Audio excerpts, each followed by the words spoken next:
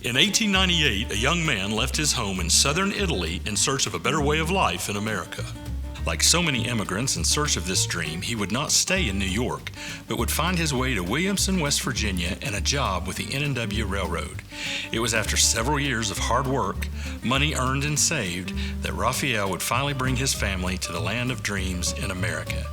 Today, Ralph Hagy continues the traditions of his grandparents, Raphael and Katerina.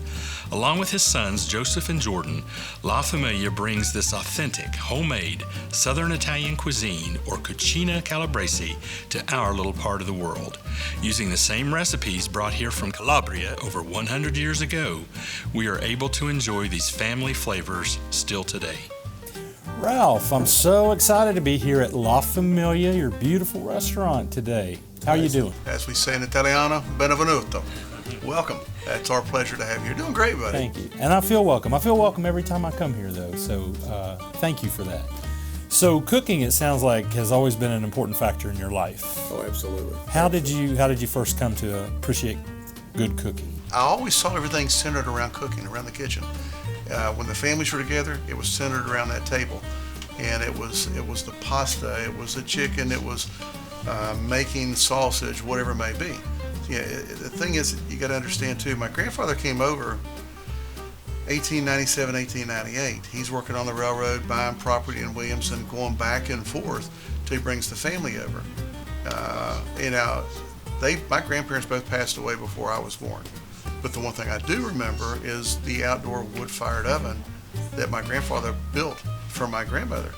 And they said that, it was amazing, the aroma. We've got infrared thermometers. Everything is pretty modern with what we do here. Right. She had an outdoor oven, and she could take that thing and build the fire, a flour sack out on a pole, wet it, knew how to wipe it down, knew what the temperature would be to bake 20 loaves of bread at a time. So he was from a large family, and he was the only one out of his family. He had one brother that came with my grandmother and the kids, and he went back.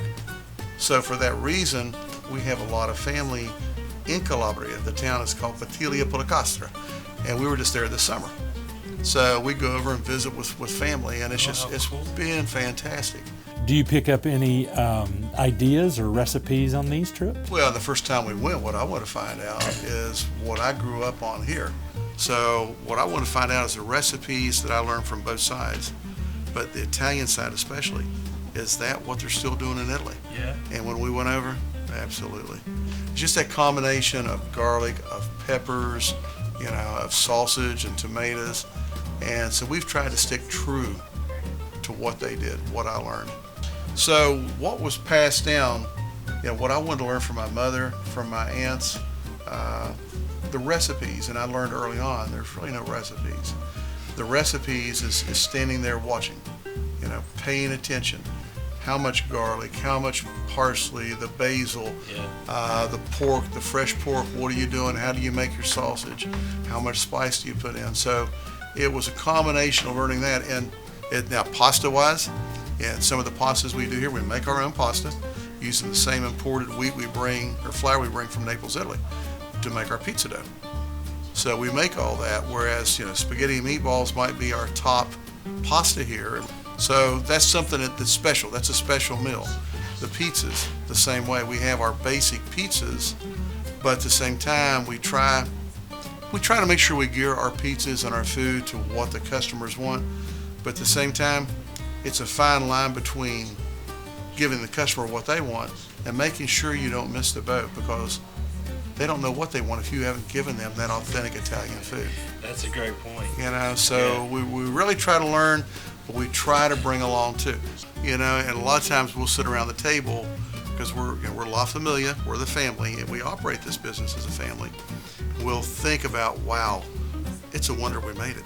Because we opened up with take your number, styrofoam, plastic, but it was real quick. A lot of our customers were saying, you need more than this.